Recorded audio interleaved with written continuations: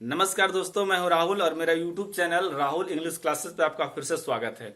आज जो हम लोग चैप्टर पढ़ने वाले हैं, आपके लिटरेचर सेक्शन का जो बुक है रेनबो पार्ट 2, उसका पोइट्री सेक्शन का एक बहुत ही चर्चित और बहुत ही इंपॉर्टेंट चैप्टर हम लोग पढ़ने वाले हैं, जिसका नाम है द सोल्जर। मेरे प्यारे साथियों, इसके पहले मैंने आपके बहुत ही एक इंपॉर्टेंट कविता एंड एपिटाफ इस चैनल पे पढ़ा चुका हूं, और मैं आपको बता दूं कि इस बोर्ड के माध्यम से हम लोग जितने भी चैप्टर पढ़ेंगे, उस चैप्टर के objective question, short question, summary, words power मैं स्क्रीन रिकॉर्डर की मदद से रिकॉर्ड करके अवेलेबल करा दूंगा। तो आप इस चैनल से जुड़े रहें। और चलिए हम लोग आज जो कविता पढ़ रहे हैं द सोल्जर, उसके बारे में चर्चा करते हैं। द सोल्जर इतनी फेमस पोयम है कि आज भी लंदन के चर्च पे इसके जो लिरिक्स हैं वो बजते हैं। सबसे पहला अगर सवाल इससे बनेगा तो ये बनेगा कि द सोल्जर के राइटर कौन है। द सोल्जर के राइटर कौन है? रूपर्ट ब्रूक है। सबसे पहला सवाल अगर बनेगा ऑब्जेक्टिव में तो यही बनेगा। और रूपर्ट ब्रूक जो है वो किस रूप में जाने जाते हैं? वार पोएट। ये याद रखिएगा कि द सोल्जर, उनके राइटर कौन है? Rupert Brooke. और रूपर्ट ब्रूक किस रूप में जाने जाते हैं? वार पोएट के रूप में जाने जाते हैं। हालांकि रूपर्ट ब्रूक का कहना है कि मुझे युद्ध करना पसंद नहीं है, लेकिन अगर मेरी बात देश की हो, मातृभूमि की हो, तो वो युद्ध करते हैं। मैं आपको बता दूं कि द सोल्जर कविता जो है प्रथम विश्व युद्ध के दौरान, यानी 1914 से 1918 तक हमारा प्रथम विश्व युद्ध चला था, तो उस दौरान यह कविता सैनिकों में एक अलग प्रकार की एनर्जी, एक अलग प्रकार का उत्साह जगाने का काम किया था, जो कि पूरे ब्रिटेन वासियों के लिए एक मेमोरेबल मोमेंट के रूप में याद किया जाता है। तो आपके एग्जामिनेशन के दृष्टिकोण से सवाल जो बनेंगे अबाउट ऑथर, यानी ऑथर से भी बहुत सारे सवाल एग्जामिनेशन में पूछे जा रहे हैं। तो चलिए ऑथर्स के बारे में देख ले। कहने का मतलब कि रूपर्ट ब्रूक के बारे में देख लेते हैं हम लोग। इनका जो जन्म है वो 1887 यानी 1887 के हुआ था, और मृत्यु 1915 का। मतलब बहुत कम उम्र में क्या किए थे हम लोग से, यानी इस दुनिया से वो अलविदा हो गए थे। कहा जा रहा है कि इनका जन्म 1887 में एकेडमिक फैमिली, मैंने बहुत अच्छे शिक्षित घराने में इनका जन्म हुआ था। कहा जा रहा है कि his father was house master. यहाँ पे एक वर्ड है हाउस मास्टर। हाउस मास्टर का मतलब होता है कोच। जैसे कोई भी टीम हो, जैसे हमारी इंडियन टीम ही है तो उसके कोच होते हैं, फील्डिंग कोच, बैटिंग कोच, एक मुख्य कोच भी होते हैं जो खिलाड़ियों का क्या करते हैं? प्रशिक्षण देने का काम करते हैं। तो इनके पिताजी भी क्या थे? हाउस मास्टर थे। कहाँ पे? Rugby school. रग्बी एक गेम है, वहीं पे वो क्या करते थे? प्रशिक्षण देने का काम करते थे। He was educated before going Kings college of Cambridge. जहां इनके पिताजी हाउस मास्टर थे, तो किंग्स कॉलेज ऑफ कैम्ब्रिज जाने से पहले बाकी के शिक्षा दीक्षा जो ग्रहण किए वो वहीं पे किए थे, अपने पिताजी के स्कूल में। तो एक सवाल ये भी बनता है कि आपने रूपर्ट ब्रूक प्राथमिक शिक्षा कहां से ग्रहण किए थे? तो जहां इनके पिताजी हाउस मास्टर थे, जिस स्कूल में, रग्बी स्कूल में। और उनके बाद वो कौन से कॉलेज में गए? Kings college. और कौन सी यूनिवर्सिटी? Cambridge university. एक इंग्लैंड के ही बहुत फेमस कवि हैं W.B. येट्स। देख लीजिए ध्यान से। W.B. येट्स जो है इंग्लैंड के कवि हैं, जो कि इनके बारे में बोलते हैं, रूपर्ट ब्रूक के बारे में, कि यह जो आदमी है इंग्लैंड का सबसे हैंडसम और यंग आदमी है। यानी कवि एक दूसरे कवि की प्रशंसा करते हुए बता रहे हैं कि रूपर्ट ब्रूक जो है इंग्लैंड का सबसे हैंडसम आदमी है। उसके बाद कहा जा रहा है कि ये और किस रूप में जाने जाते हैं? नोन एज फॉलन वॉरियर, यानी एक बहुत ही अच्छा लड़ाकू, बहुत ही अच्छा योद्धा के रूप में वो जाने जाते हैं। कहते हैं उसके बाद कि डाइड ऑफ सेप्टिसिमिया। सेप्टिसिमिया एक बीमारी है जो शरीर में सड़न पैदा हो जाती है, बारूद लग जाता है इनको। वो लड़ाई कर रहे होते हैं अपने देश के लिए, तभी इनके शरीर में बारूद घुस जाता है। और उसके बाद प्रॉपर इलाज नहीं होने के बाद वो क्या करते हैं? सेप्टिसिमिया नामक बीमारी से ग्रसित हो जाते हैं, यानी बॉडी में सड़न की शुरुआत हो जाती है। और फाइनली वो 23 अप्रैल 1915 को वो क्या करते हैं? इस दुनिया को अलविदा करते हैं। लेकिन किस जगह पे लड़ाई हो रहा होता है मैं आपको वो बता दूं कि एक आइलैंड ऑफ लेमन्स है, यानी नींबुओं का वो क्या है? द्वीप है, और जगह का नाम है गावीपोली। तो थोड़ा सा अगर सवाल आपसे टफ कराना चाहे तो ये तो पूछ ही सकता है कि उनकी मृत्यु कब हुई? 1915 में। किस जगह पे हुई? तो एक नींबुओं का द्वीप था, जगह का नाम क्या था? गावीपोली। किस कारण बस मृत्यु हुआ? तो बोलिएगा ड्यू टू सेप्टिसिमिया, यानी सड़ने की बीमारी। उनके शरीर में बारूद, मतलब मौजूद होने के चलते वो क्या था, रोग उत्पन्न हो गया था। कहा जा रहा है कि he inspired patriotism during First World War. उन्होंने क्या किया, प्रथम विश्व युद्ध के दौरान सैनिकों में वो क्या किया, उत्साह जगाने का काम किया। मैंने पहले ही बता दिया था कि इनके जो लिरिक्स हैं वो आज भी लंदन के चर्च के टाइम में वो कहते हैं बजते हैं। तो वह कहा जा रहा है कि पेट्रोटिज्म अपने देशभक्ति सैनिकों में जगाने का काम किया। आपको पता है कि ब्रिटेन एक ऐसा देश है यूरोप का छोटा सा जिन्होंने पूरे वर्ल्ड में राज किया। तो एक क्या कर रहा था कि छोटे छोटे उपनिवेश हर एक देश में वो क्या था, मौजूद करा दिया था। तो वो किनकी लड़ाइयां हर एक कभी न कभी किसी न किसी देश से चलता ही रहता था। तो यह लेखक जो है प्रथम विश्व युद्ध के दौरान अपने देश के सैनिकों को क्या करते हैं, उत्साह जगाने का काम करते हैं। इन्होंने मुख्य रूप से 5 वार सोनेट लिखा। अब सोनेट का मैं चर्चा पहले भी कर सकता था कि द सोल्जर क्या है, सोनेट है, लेकिन मैं यहां बता रहा हूं कि सोनेट का मतलब होता क्या है।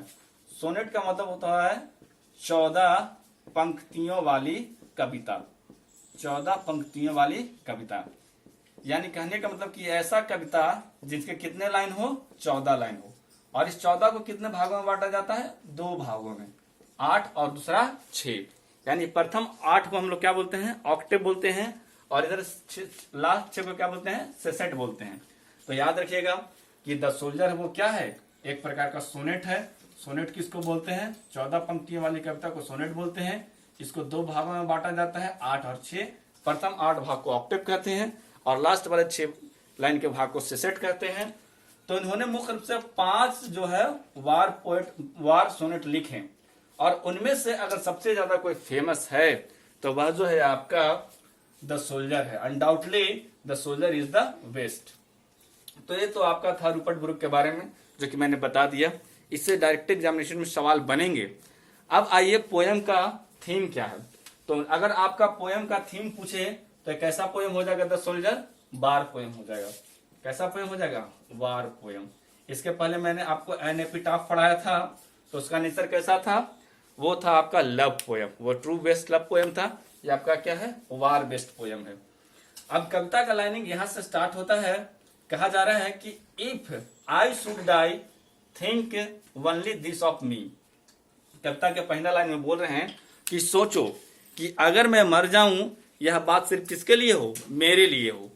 कहा, दैट देयर इज सब corner of a foreign field, यानी विदेश के किसी भी कोने में।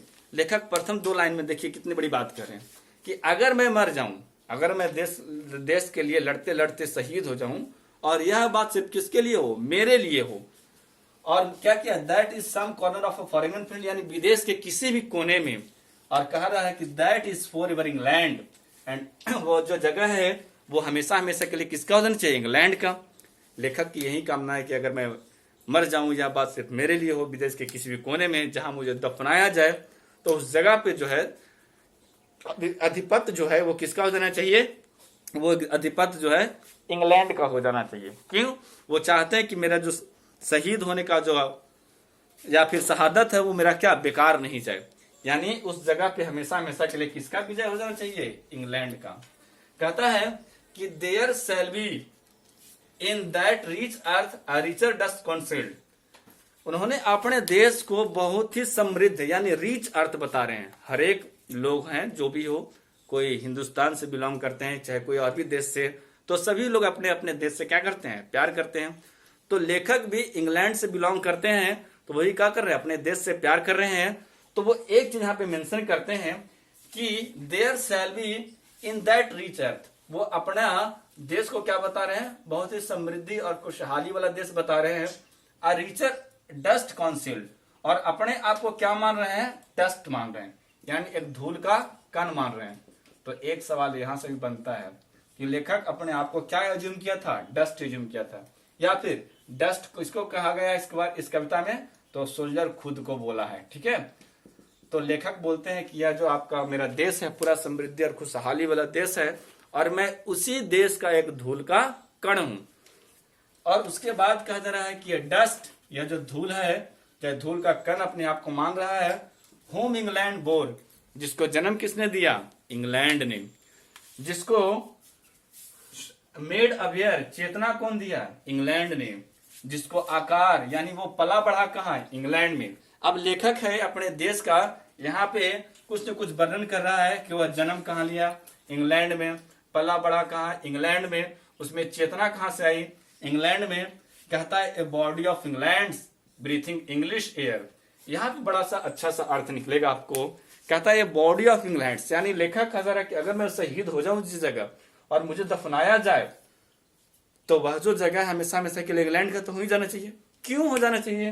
कह रहा है कि यह जो शरीर है वो किस देश का है, इंग्लैंड का है। अभी तो मैंने बताया कि डस्ट अपने आप को माना और उसकी धरती काफी खुशहाली वाला था, और अब वह बोल रहा है कि जन्म यहाँ पे लिया, पला बड़ा यहीं पे, चेतना इसमें ही आई, तो मरने के बाद भी वह हमेशा हमेशा के लिए किस जगह में रहना चाहता है, इंग्लैंड की धरती पे रहना चाहता है। कहता है कि ये body of England breathing English air, यह जो है आपका इंग्लैंड का शरीर है उसको कैसा एयर चाहिए, इंग्लिश एयर चाहिए। इंग्लिश का मतलब होता है क्या है, रिलेटेड टू इंग्लैंड। मैं आपको एक चीज यहाँ पे बता दूं कि बहुत सारे टीचर जो हैं वो बोलते हैं कि मैं इंग्लिश टीचर हूं, यह बिल्कुल गलत बात बोल रहे हैं, क्योंकि इंग्लिश का मतलब ही होता है रिलेटेड टू इंग्लैंड। और अब किस एंगल से टीचर इंग्लैंड का दिखते हैं भारत में रहने के बावजूद, तो उनको बोलना चाहिए कि I am a teacher of English language, ये आपका सही है। तो इंग्लिश का मतलब होगा क्या, रिलेटेड टू इंग्लैंड, यानी जिस जगह पर उन्हें दफनाया जाए उस जगह पर आधिपत्य किसका होना चाहिए, इंग्लैंड का होना चाहिए। क्यों? क्योंकि इनको जो है किस तरह का एयर चाहिए, रिलेटेड टू इंग्लैंड, मतलब इंग्लिश एयर चाहिए। कहता है और इंग्लैंड से उन्होंने क्या प्राप्त किया, बास्ट बाय द रिवर, उन्होंने वहां के नदियों में नहाया, और blessed by the son of home, और वहां के सन जो है मानव लेखक को वो क्या कर रहा है, आशीर्वाद दे रहा होता है। तो ये आपका पहला ऑक्टेव था जो मैं इसको चर्चा किया, अबाउट ऑथर मैंने चर्चा किया, और बाकी के इसके 6 लाइन हम लोग, बाकी के जो सेट है उसको हम लोग देख लेते हैं। कहा जा रहा है कि and think this heart all evil shed away. यहाँ पे लेखक एक बात कहते हैं कि जैसे अगर मेरे दिल में किसी प्रकार का इंग्लैंड के प्रति कोई बुराई है तो वह सारे के सारे वो क्या हो जाए, दूर हो जाए। इविल का मतलब क्या होता है, बुराई, शेड अवे का मतलब क्या होता है, दूर हो जाना। लेखक सोचते हैं कि इस हार्ट में, मेरे दिल में अगर इंग्लैंड के प्रति जरा से भी कोई बुराई है तो वो क्या हो जाए, दूर हो जाए। कहता है a pulse in the eternal mind. यहाँ पे एक बड़ा अच्छा सा बात लिखा हुआ एज एडमेटिक फ्रेज की तरह कि pulse in the eternal mind, यानी जो चेतना वो आपका अंदरूनी चेतना होता है, आपकी सोचने समझने की शक्ति। कहता है कि no less gives where some back the thoughts by England given. एक बड़ा अच्छा बात लेखक इन पंक्तियों के माध्यम से कहना चाह रहा है कि जो अंतर चेतना यानी जो अंतर मन की शक्ति दिया गया है मुझे इंग्लैंड के द्वारा, जो थॉट्स मुझे इंग्लैंड के द्वारा दिया गया है, वो क्या हो, जहां भी मैं रहूं, जिस जगह पे रहूं, मेरे देश के लिए जो प्रेम है वो कभी कम नहीं होना चाहिए। ऊपर वाला लाइन में वो क्या बोल रहे हैं कि जहां तक कि मैं सोचता हूं कि अगर मेरे दिल में किसी प्रकार का कोई बुराई है तो वो क्या हो जाए, दूर हो जाए। फिर उसके नीचे वाला लाइन में बोल रहे हैं कि pulse in the eternal mind, जो चेतना मुझे और जो थॉट्स मुझे इंग्लैंड के द्वारा जो दिया गया है वो क्या हो, वो कम ना हो, चाहे मैं जहां भी रहूं। यानी जो शिक्षा दीक्षा जिस प्रकार की चेतना इंग्लैंड में वो पले बढ़े के दौरान, यानी फिर वो जो देशभक्ति की भावना वो कभी भी कम नहीं होना चाहिए। कहते हैं कि हर साइट्स, यानी साइट्स का मतलब क्या, वहां का दृश्य, हर साउंड वहां की आवाजें, ड्रीम्स हैप्पी एज पर डे, यानी वहां की आवाजें, वहां की दृश्य लेखक को क्या करता है, प्रत्येक दिन खुश करता है। लेखक अपने देश के बारे में बोल रहे हैं। कहता है कि and laughter learn of friends and gentleness in heart at peace under English heaven. लेखक बोल रहे हैं कि वहां दोस्तों के बीच में हंसना, दोस्तों के बीच में सीखना और दोस्तों के बीच की विनम्रता, मानो इंग्लिश हेवन यानी अंग्रेजी, मतलब इंग्लिश हेवन, इंग्लैंड उसको क्या लगता था, स्वर्ग के समान लगता था। तो यह आपका लास्ट का 6 लाइन है सेट। मैं आपको एक बार फिर से बता दूं, बहुत सारे विद्यार्थी यहाँ पे फंस जाते हैं कि pulse in the eternal mind ये है क्या। पहला वाला लाइन में वो बोलते हैं कि अगर मेरे दिल में किसी प्रकार का कोई बुराई है तो वो जरा से बुराई मेरे दिल में ना रहे, वो दूर हो जाए। किसी प्रकार का, आप जिससे जानते हैं कि दो कितने भी घनिष्ठ मित्र हो एक जगह रहते हैं तो थोड़ी बहुत कभी कभी बात को लेकर बीच बीच में कुछ न कुछ होता रहता है।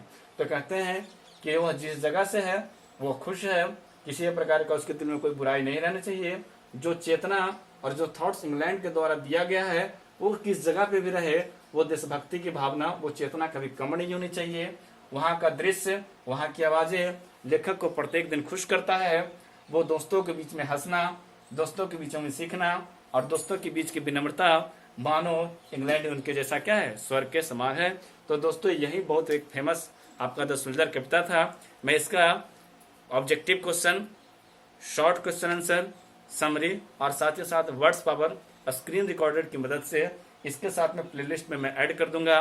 और जो साथीगण मुझे पहली बार देख रहे हैं कृपया चैनल को सब्सक्राइब करें, लाइक करें और जितना ज़्यादा से ज़्यादा शेयर करें। तब तक के मिलते हैं अगले वीडियो में। Thank you.